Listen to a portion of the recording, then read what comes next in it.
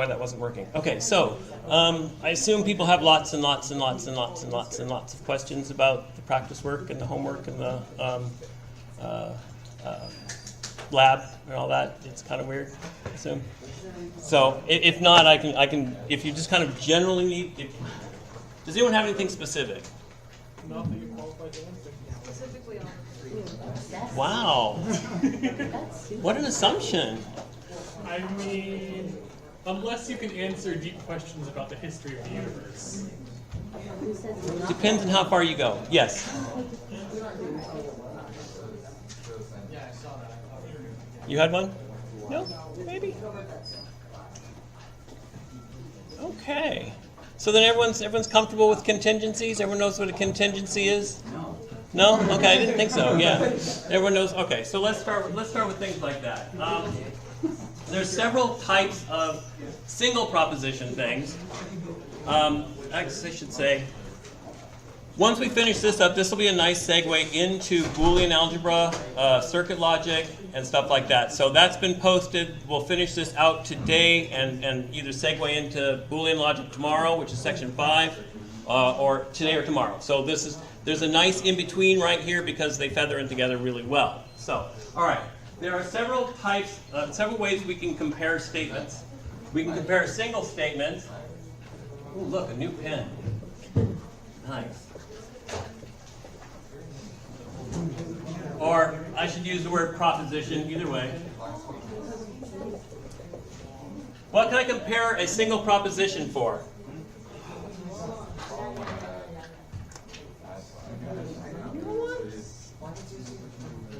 So what can I compare a single proposition for? Really disgusting in the back there. Talking about homework. Which number? Which number are you discussing? I don't want to share. I know. It's horrifying. Which number? 4.1? Which says what?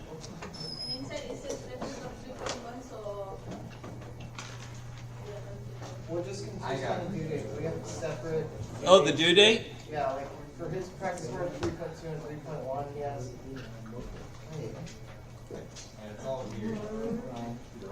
I'll work that out with you at the end.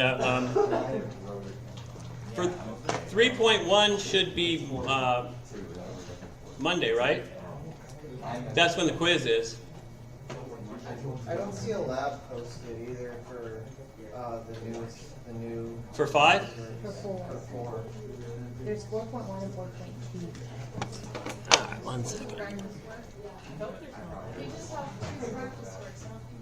Oh no, there's no lab for that. Sorry. And the reason being, the reason being, there's so much on that practice work. Those practice works were really, really large. I mean, did anyone think the practice works were a little large? Yeah, the practice works were a little large. So hopefully, you'll get the same out of it as you would with the labs. If anyone doesn't, let me know. Like, if you think lacking the lab is a bad thing, let me know, and I'll change it. But okay. All right. So, did we have a question on 4.1? Are we good then? Basically, a specific question. The lab you were talking about, is that for? There is no lab for 4.1. Oh, but I thought you said there was a lab due. No. You were asking when the homework and stuff was due, and that's with the exam a week from today. All right. Sorry. Okay. Yeah. So I got confused on 4.1 with the difference between sound and valid. Oh, good. Okay. All right, we can do that. We can come back to this in a moment. Sound and valid.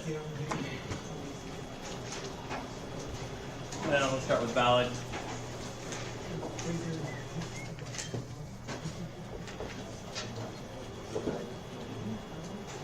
Two statements or an argument is valid when what?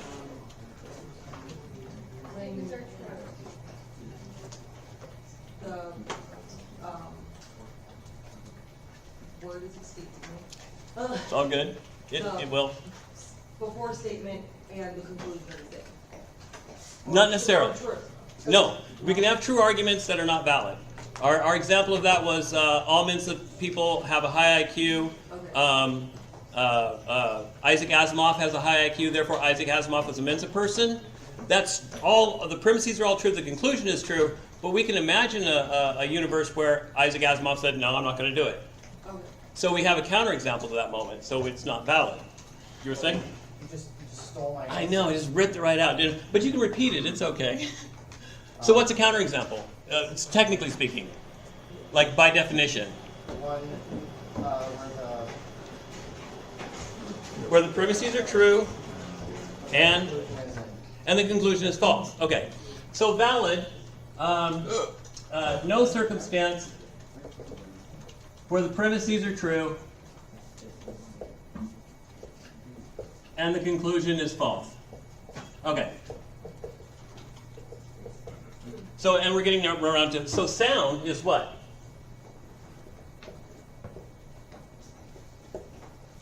Any takers? Sound where it's true, it's all true. It's valid and true. It's valid and the premises are true. So this leads to a lot of weird questions you can ask. So sound is it's valid. By its I mean the argument is valid, and premises are actually true. So a lot of arguments. All Mensa people have a high IQ. Einstein was a member of Mensa, therefore Einstein has a high IQ. Is that valid? Yeah. Yeah. Because if I say all Mensa people are people with a high IQ, and Einstein is a Mensa person, therefore Einstein has a high IQ, right? If I say that, well, it's not the case that Einstein has a high IQ, if both these are true, and I say, but this is false, then that means that it's really not true that all Mensa people have a high IQ, because Einstein, this is true, this is false, that's true, doesn't work. Right? We can't say all Mensa people have a high IQ, Einstein was a Mensa person, but he didn't have a high IQ, because then it violates the truth of this one. So this argument is valid, but it's not true in this universe because Einstein wasn't a Mensa person. He said, bite me, I don't care. He didn't join Mensa. I don't know why. Couldn't Maybe. even tie his shoes. Hmm? Couldn't even tie his own shoes. I know, or whatever. For whatever reason, Einstein decided not to join Mensa. So the premises are not actually true. Our current universe has true, false, true, which is fine. The argument is still valid, but it simply is not sound because it didn't apply in this universe. And that's probably the easiest way to look at it without getting technical. If an argument is valid and it actually applies in this universe, in our reality, in our world, then it is also sound. So with the paradox thing where you can't actually go from point A to point B, would that be a valid argument but not sound? Because you can go from point A to point B? No, I apologize, I'm not really great with mathematical arguments. But I'm going to say that it's simply not valid because it's shifting sets. So you're applying the rules of one set to another, and that's generally not a valid thing to do. So yeah. Does that clear up sound, basically? Kind of makes sense? So we get this weird moment where I say, all sound arguments have a true conclusion. Is that correct?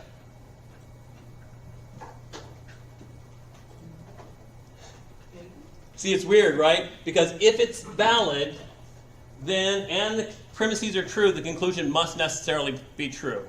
So by validity, if the premises are true, then it has a true conclusion. This says the premises are true, so it will have a true conclusion. But it's a weird backwards way of looking at it. Take heart, that's all on the practice work because I want you to experience it. It's not on the quiz, simply because it's not applicable to your world a whole lot. It's good to get the brain wrapped around these kinds of ways of thinking, but it's not really applicable to things you're doing in the rest of the world. I think whether something is sound. Validity is. but sound's kind of just a fun little puzzle. So, any other questions about the homework? Or it's like, no, but I don't get any of it. Okay. So there's two ways we can talk about, or we can compare single propositions and double propositions. When we're comparing a single proposition, when we're just analyzing it, what kinds of things are we going to analyze for? You remember? The first rule of Tautology Club is what? The first rule of Tautology Club, right? So we can look for tautologies, which is what?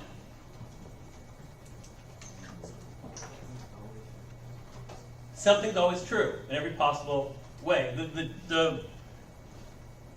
Probably the easiest tautology is P or not P, right? Oops. Well, P.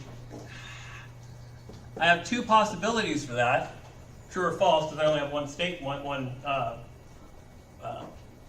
constant. So if P is true here, is that enough to make the statement true? Okay, so that's true. If P is false here, then it's false here, but it crosses out to be a true, which is anything or true is enough to make it true. So in every possible circumstance, the statement is true. So that's a tautology, right? People are like, it's amazing, just the amount of just sheer, it's like, just kills dead anything in front of it. Logic just has this like, it's the oncoming, I don't know what. Okay, so that's tautology. What are those things in Harry Potter that attack you and just suck the soul right out of you?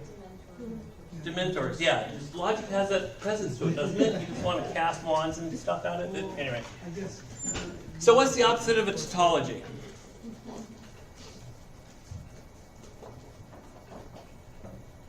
What's the opposite of tautology? Well, right. What I call a self-contradiction.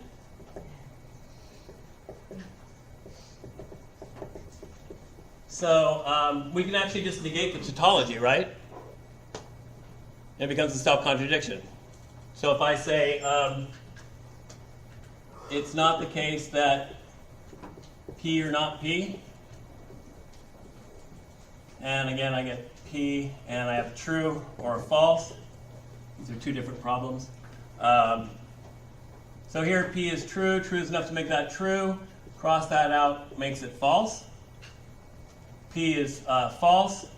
Cross that out makes it true. It's enough to make the inner statement true. Cross that out, make it false. In every possible circumstance, this statement is false. It can never be true. It's self-contradictory. That's what we call it anyways. Okay. The other one we have is contingent.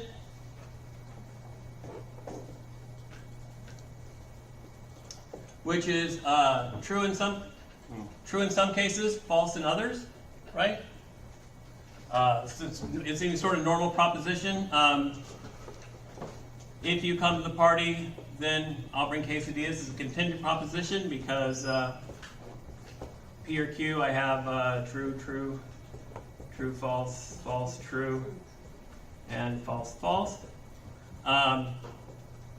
When both these are true, that's fine. Nothing bad has happened. However, when this is true and this is false, what happens?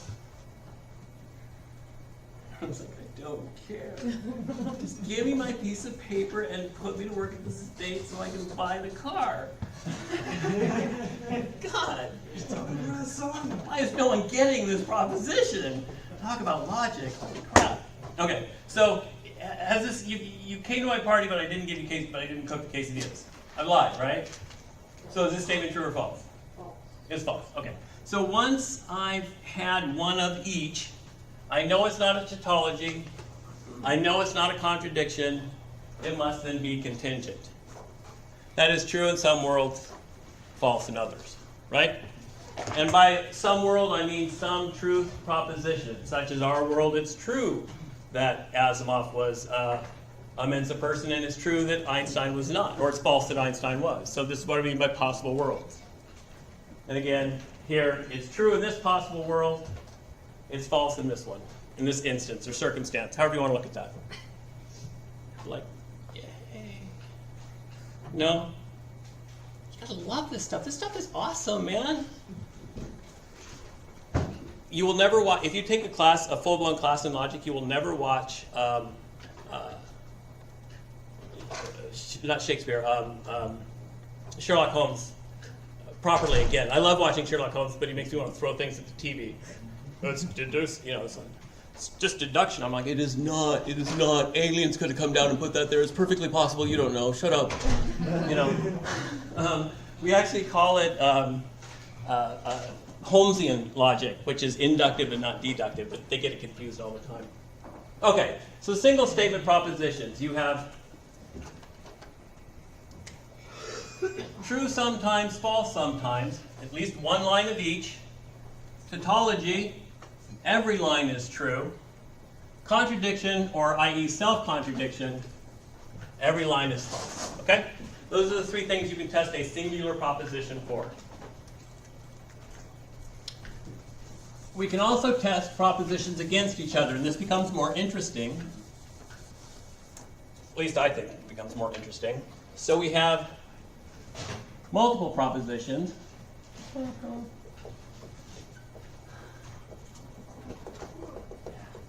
And we can test it for much of the same thing. We can test them for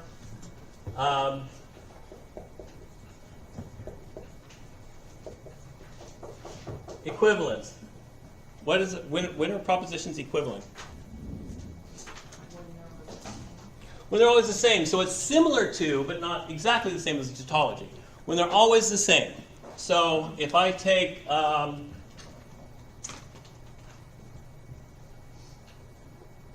P and Q, sorry, I'm switching my P and Q versus, let's see, now let me do not P and Q versus not P or not Q. Sorry about that, I had to stop and think about that for a moment. And then, of course, I have P, Q here. I apologize, I kind of true, true, true, false, false, true, false, false. If both are true, the insight's good. Flip it over, take it to false. Sorry, I was looking for a term there and it evaded me. If one is true and the other false, it's false. Take its opposite is false. Or true. Thank you. It's like I looked at that one. What? Okay. True. And then same here. Only on the other side, false and anything is false. Negated to a true. And then false and anything is false. Negated to a true. Okay. So that's this side of it. When we push forward, true negated is false. True negated is false. False or false is the only time you'll get a false. So that overall thing is false. Here we have true negated to a false, but we have a false negated to a true. A singular true in a disjunct or an or statement is enough to make the overall proposition true. And then we have the opposite side of it. False negated to a true. True or anything, same thing. We have one true is enough to make the overall statement true. And then finally we have false negated to a true and false negated to a true. Well, two trues certainly will do it. True. So everywhere they are exactly the same. These are equivalent.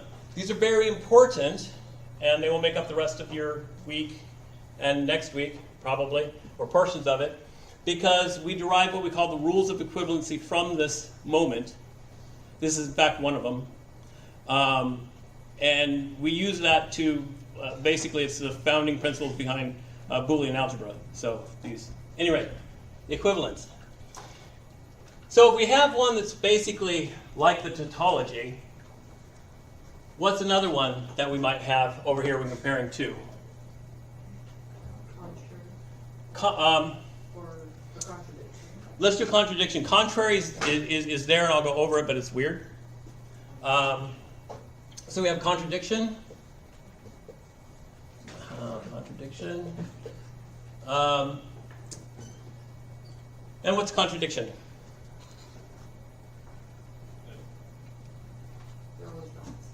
They're always the opposite. So again, I can negate one of these, and it'll turn out that way. So I can say, I'm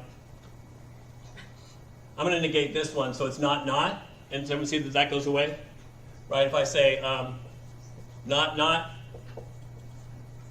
P and Q, that those two cancel each other out and become a true. Because if I made a true out of, if that became a true, then it would become a false, or if this was a false, it would become a true.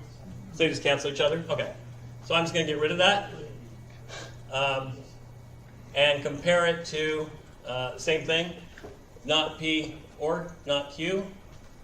And I apologize for everyone behind me. I need to learn to do, I'm not going to be able to do that. True, true, true, false, false, true, and false, false. Okay, I think I can do it now. True or true and true, if they're both true, I'm good, right?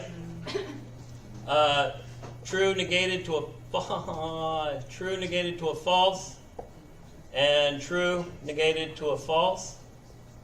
False or false, of course. False. So they're opposite there. True and false. Actually, I don't need the parentheses, whatever. False. One false in an and statement is enough to make the overall statement false. True negated to a false. False negated to a true. One true is enough to make the statement true. False. One false is enough to make the and statement false. And here, false to a true. One true is enough to make the overall proposition true. Two falses, of course, are going to make the and proposition false. And false negated again to a true, and again false negated to a true. Two trues are enough to make the or statement, definitely enough to make the or statement true. So, in every possible circumstance, they're the opposite. This is a contradiction. Can someone tell me what a contingency would be? Same word. Or contingency, when comparing two statements. Yeah, we know how to solve it. Because you basically Actually- have like a contingency plan. You need another plan in order to back up the first plan. Let me do that differently. I want to do consistency. A proposition is consistent when, and this is really important for validity. You can't have a valid argument if its premises are not consistent. What do we mean by consistent? We kind of went over that. Remember, I asked if you're having a conversation with your friend or something, and they say, "Oh, I'm going to go to the dance. I hate the dance," and they go to the dance, and you're like, "Dude, be consistent." We mean what? Is it the same all the time? Not quite. That would be equivalent, but at least once. At least in some possible world, your argument has to be able to be true. Right? Otherwise, if it's not true in any possible world, it's inconsistent and it's not going to ever bear fruit. A consistent proposition. I don't have. I'm going to move this over here. We'll have some room to deal with it.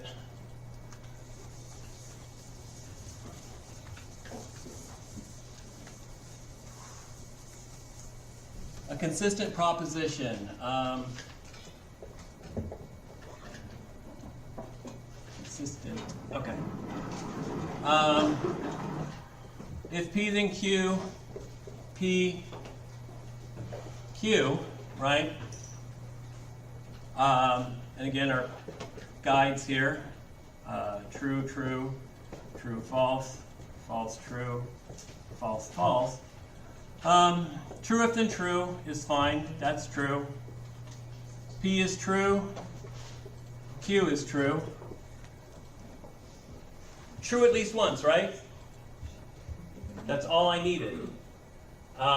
If it's not true at least once, then it becomes inconsistent. Is this consistent?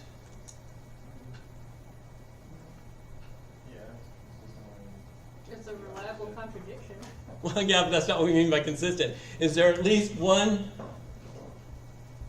true circumstance where they're all true together? No, so it is not consistent. Contradiction and consistent are kind of opposites. No, they are opposites.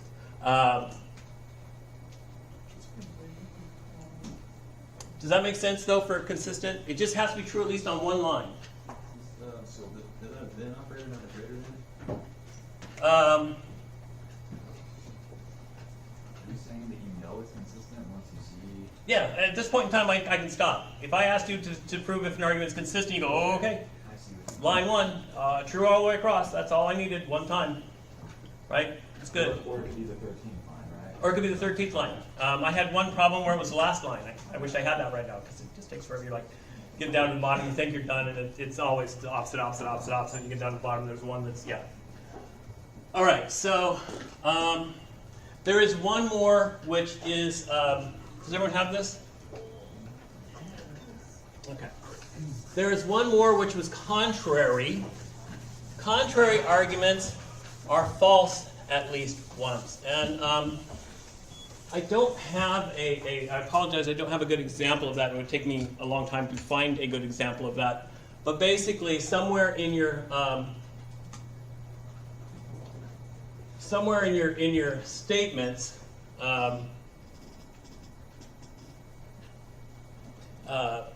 you get some,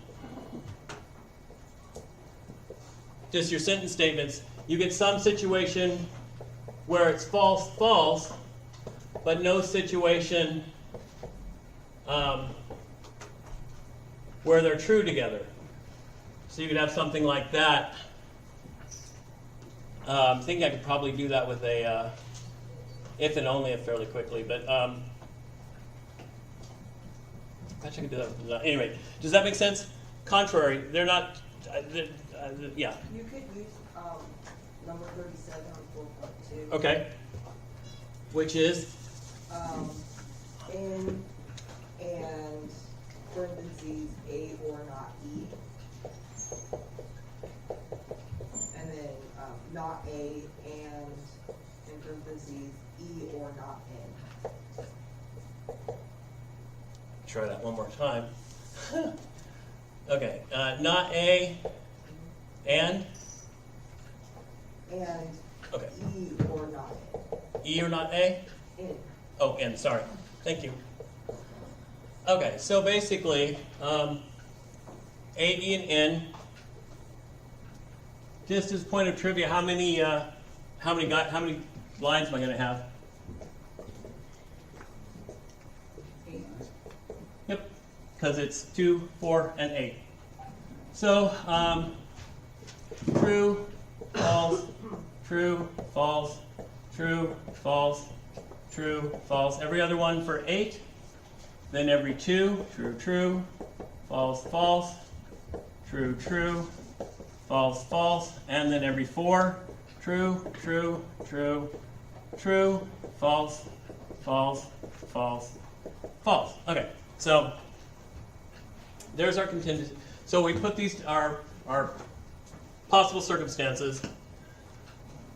True and true or anything is true, so that's fine. True and true is true. Then this is true negated to a false is enough to make the overall statement false, so I don't have to do anything there. Again, this is true, and same thing here. True is enough to make this true. True and true is true.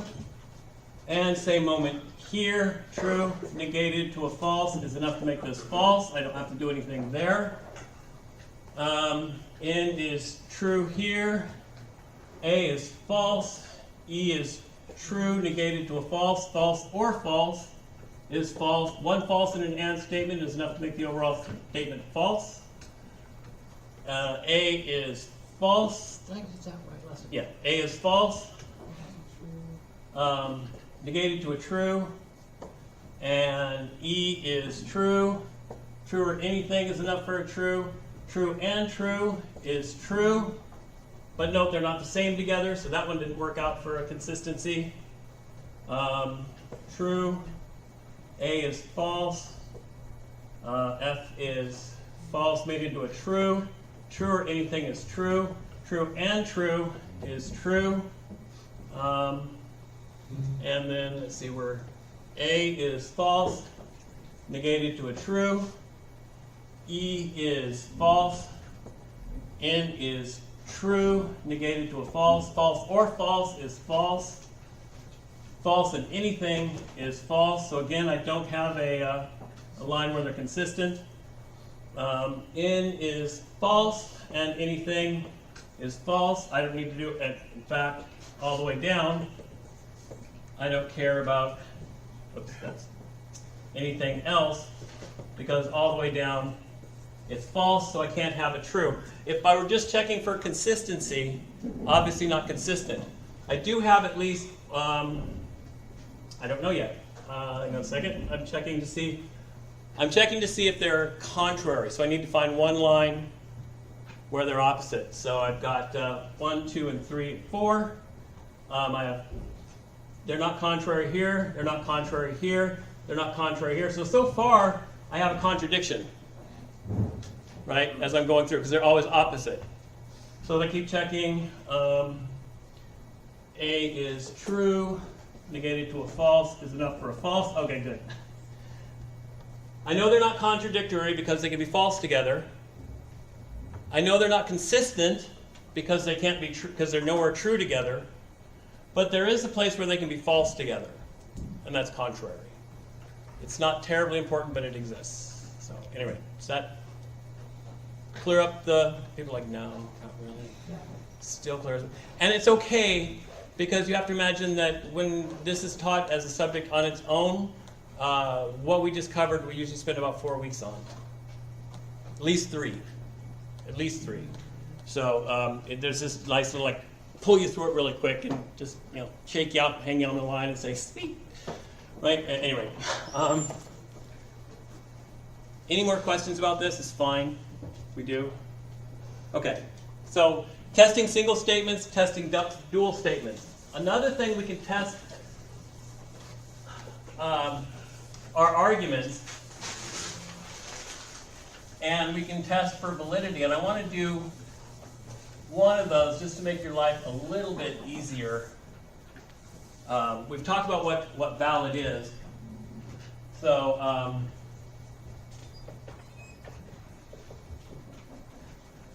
if I'm taking any argument, if I have just any argument off the top of my, do I have a nice little argument in here? Yeah, sure.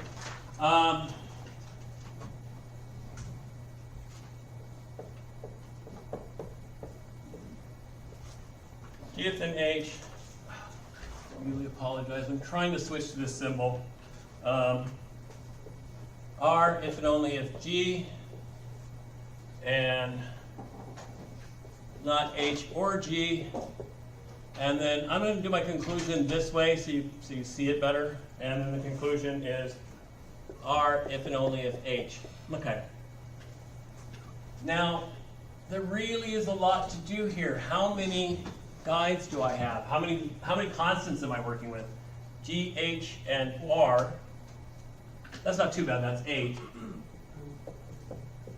G, H, and R.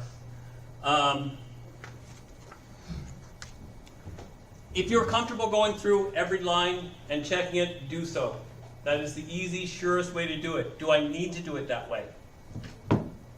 What am I looking for? What special circumstance am I looking for if I ask for validity? Counterexample. Why not just produce a counterexample? And a counterexample would be true, true, true, false. It's like duck, duck, duck, goose, but not. Right? Okay. What circumstances makes an if and only if or biconditional false? Does anyone remember?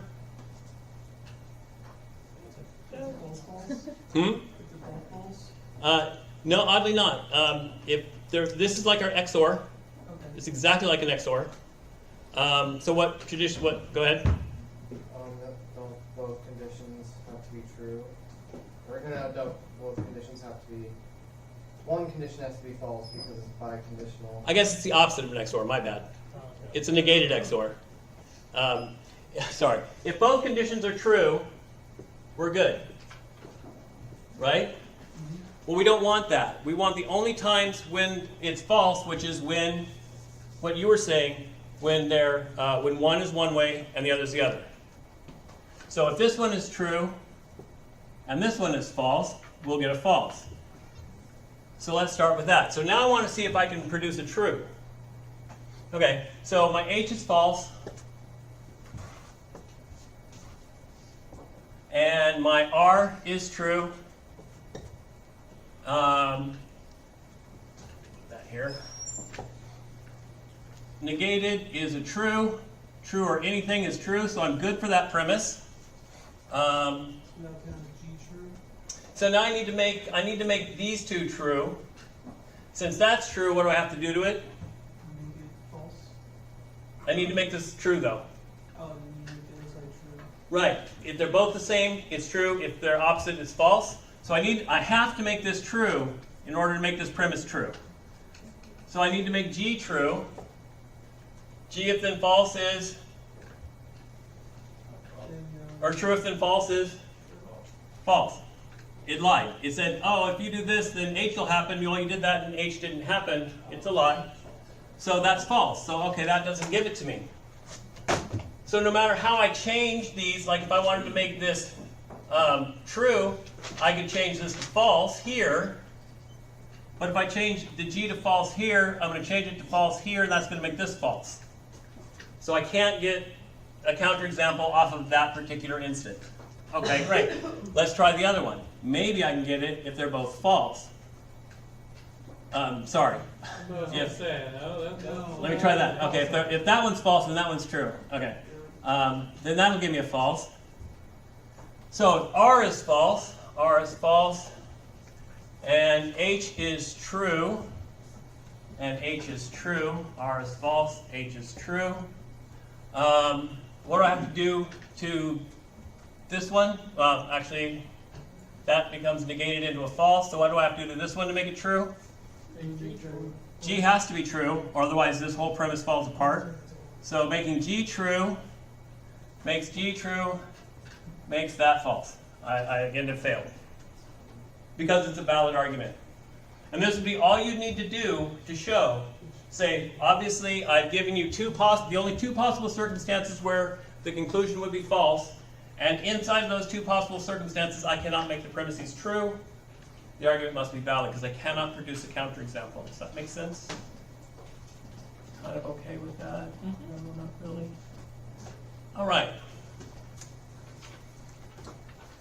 Are there any more questions about this subject material? People like, yes, but I don't know what to ask. I'm just curious, for the GHR, does it usually make it up or? Oh, I'm filling in as I go backwards. So I used true and false here to make the conclusion false. So I had to fill in those values here. Oh, okay. I get So it. I just filled them all the way in backwards. Yeah. Yeah, how many premises are there? 8. Which ones are there? 3. I'm sorry. I'm thinking 8 circumstances. There are 3. Premise 1, premise 2, premise 3, and then this slash with the dots is my conclusion. And technically speaking, there's no difference between, let me just leave it at that. There's no point in going into implications and such. Does that make sense? I see you staring at it. I see the wheels turning. I can understand it in some way, as long as I can keep remembering that the V stands for or. Oh yeah, don't get used to that. We're about to switch back to the plus, which will bake your cookie because you're going to want to think of it as addition, and it sort of is, but not. But yet it is, but it isn't. It is. It's really weird. Half the time in Boolean logic, you treat it as an or, and then all of a sudden you're like, oh, but you know, it's it's obviously this and this, and you're like, okay, and then all of a sudden it becomes treated as a plus sign again. Anyway, okay. Are there any more questions about this? Honestly, now is the time to ask. We're like, no, okay. So there are a number of rules that come to us in order to make solving these a lot more friendly. And what I'm getting at, we're going to stick with truth tables for this. When we get into Boolean algebra, we'll be doing something slightly different. I'll show you what I mean. Does everyone have this? Everyone okay with it? Okay.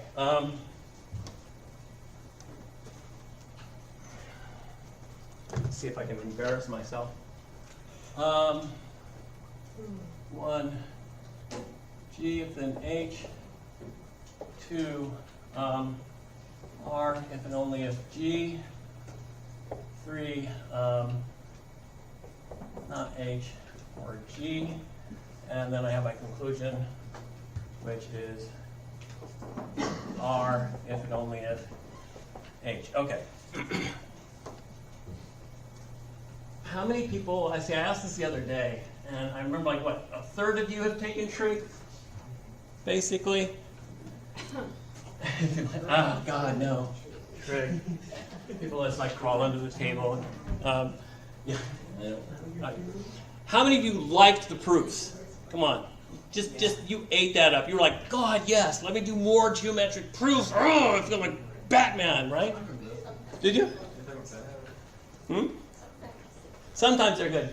Well, Boolean algebra and symbolic logic both have a moment, a set of rules they use. That's the same as your proofs in geometry or trig, where you can actually turn these into other things. For instance, G or H can be turned into not G. I'm sorry, G if and H can be turned into not G or H. R if, this is a biconditional, right? So you don't have to know these. I want you to understand what happens. Biconditionals are same thing as saying R if R then G and if G then H. And statements easily break apart. R then G 7 G then H. Why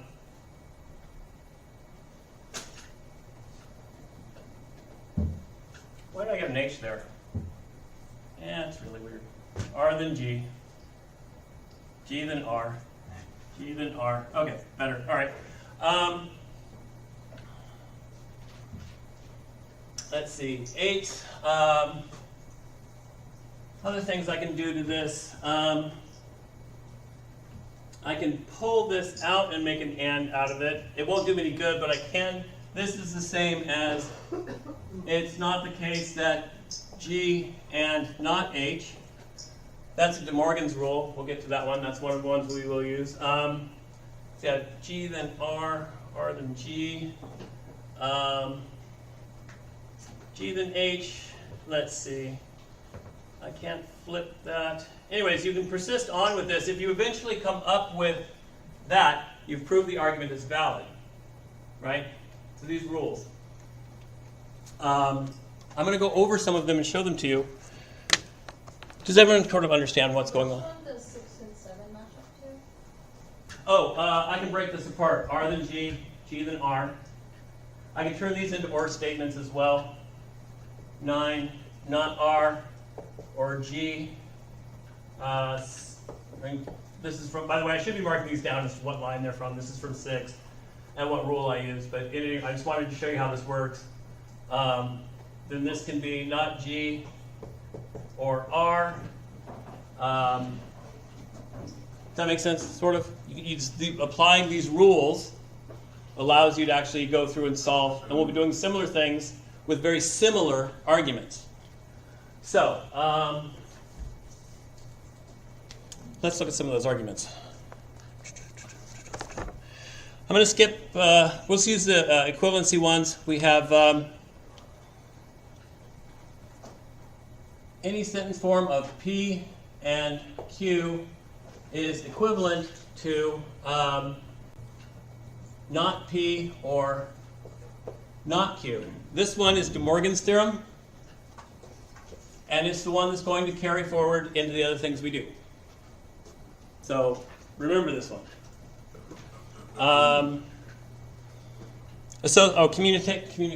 Commutation. P or Q or R.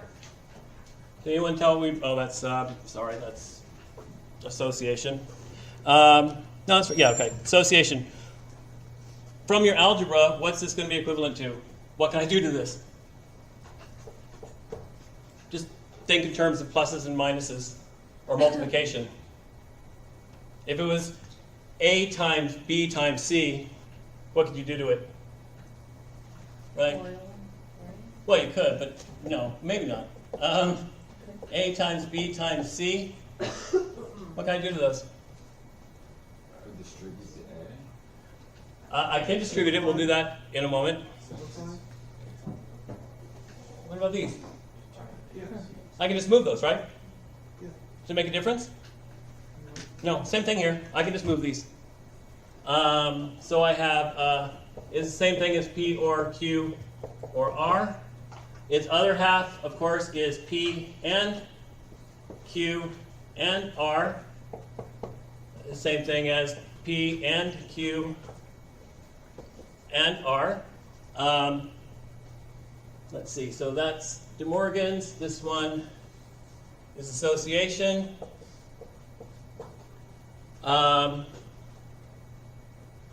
Right, and we do have P or, now this one's a bit weird. I'm skipping commutation, hang on, sorry. P or Q is the same thing as Q or P, right? Flipping them makes no difference to their truth value. One has to be true. The other, it doesn't matter what order they come in. That truth always applies. Q or R, or Q or P, of course, is, I'm sorry, Q and P. Yeah, let me back that up. Keep this consistent. P and Q is the same thing as Q and P. Right? Doesn't matter. Both have to be true, so it doesn't matter what order they come in. They both have to be true. So this is commutation. Okay. Let's see.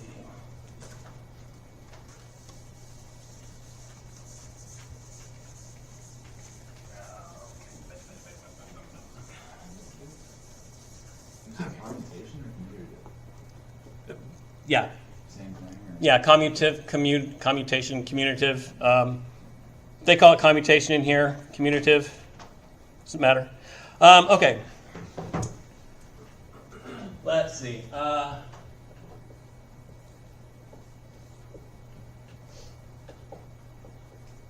P or Q, P and Q or R. This is what you were talking about as far as distributing. I can distribute these through just like in math. The only thing is I have to change the major operator, and I have to swap the major operator and the minor operator. So this becomes P and Q or P and R. Yep. I did, yeah. Because the major operator becomes the minor operator. The minor operator becomes the major operator. And you can do it the other way. Like the same thing, just distributing like a number. Yeah. Very much so. And that's sort of what I'm trying to pull out of this moment, is if I walk you through this, you have some appeal to algebra. As we walk into Boolean algebra, you have some appeal to this.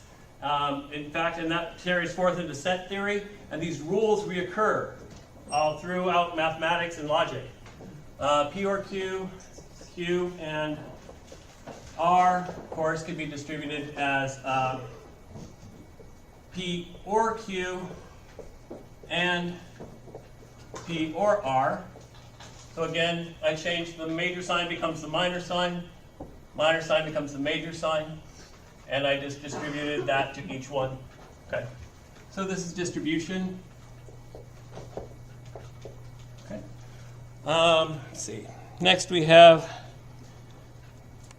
material implication, material equivalence, exportation, tautology. All right. Transposition is kind of weird. I'm not sure. I'm debating on how far I want to push these. You can make up any number of rules. Each one has a set. I'm looking for. Okay. Let's do tautology because this is actually more applicable. P or P is really what in the truth? If it's apples or it's apples, it's what? Apples. It's apples. If it's apples and it's apples, it's apples. This is called the tautology rule. There's a similar one in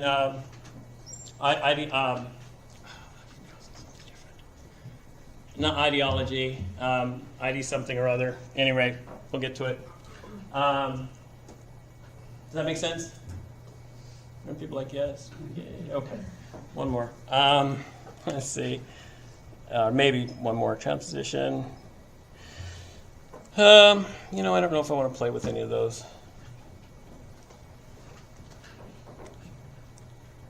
No, that's basically decent because we don't use material implication. Oh, material implication. Sorry, that's one more. P if then Q.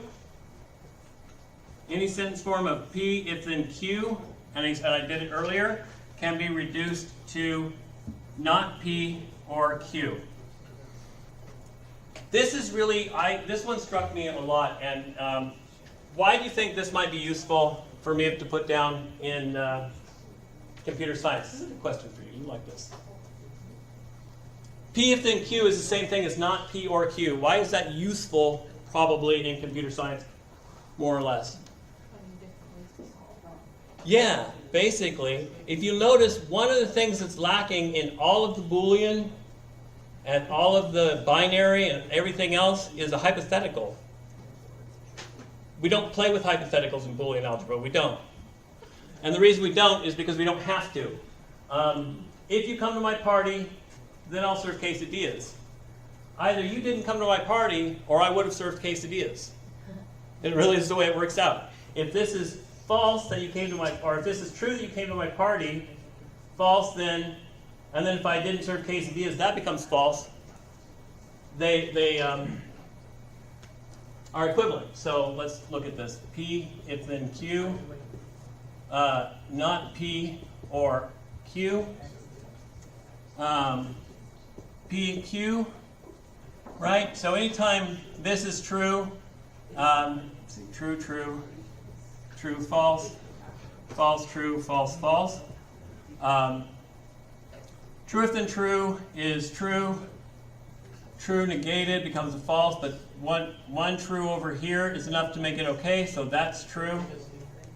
True if then false is false. True negated becomes a false. Oops. True negated becomes a false, and then false, false or false is false.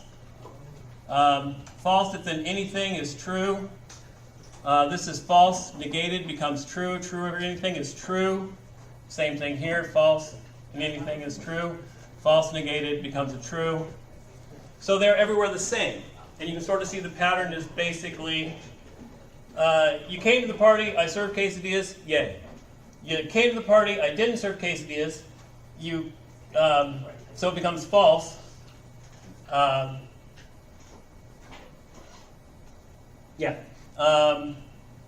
You didn't come to the party, everything's hunky-dory. You didn't come to the party, everything's hunky-dory, right? Or it's false. Make sense, sort of? So you make quesadillas regardless of whether or not it was It's just you didn't want. Yeah, I can. Right? Right, and that's important. So that doesn't, like, the Q could happen anyway. Yeah, and that's what he's saying. The Q can happen anyways. And that's important because It's not making Right, it's not an if and only if. The way we look at implication or conditionals in this case, if the promise doesn't happen, the consequent need not happen. It can happen anyway, It doesn't matter. but it doesn't have to. And it's the same with the or statement. One side happens, the other side doesn't matter. So yeah, there's a similarity between or statements and if-thens. So that's how come you'll see that Boolean logic has no if-thens in it.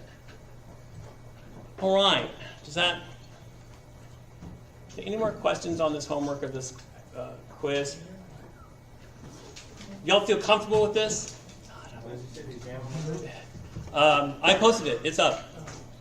If you can't, can everyone see it? Did I publish it? Please, God, tell me I published it. Probably didn't, did I? Yes! I'm gonna go buy a hot dog. I deserve a hamburger after that, right? Okay. I know. Have you seen my ability to make up my mind? Have you not looked at my numbering system? I just pull it right out. I throw darts at a board. My cat numbers by tests for me. He does. I mean, that sounds like a legitimate way. Sounds what? Sounds like a legitimate way of doing it. It works for me. No. So is everyone fairly comfortable? Does anyone have any other questions or any concepts they need to go over? All right. So tomorrow we'll be headlong into Boolean logic. I posted some videos for you to watch. Please do it. Do not pay attention. Do not read the book before you watch the video. Just watch the videos first. Except for his overview of gates is great. That's fine. But his venture into Boolean algebra and his venture into product of sums is very confusing. Watch the videos first. And then you go, oh, that's what you're trying to say. So yeah.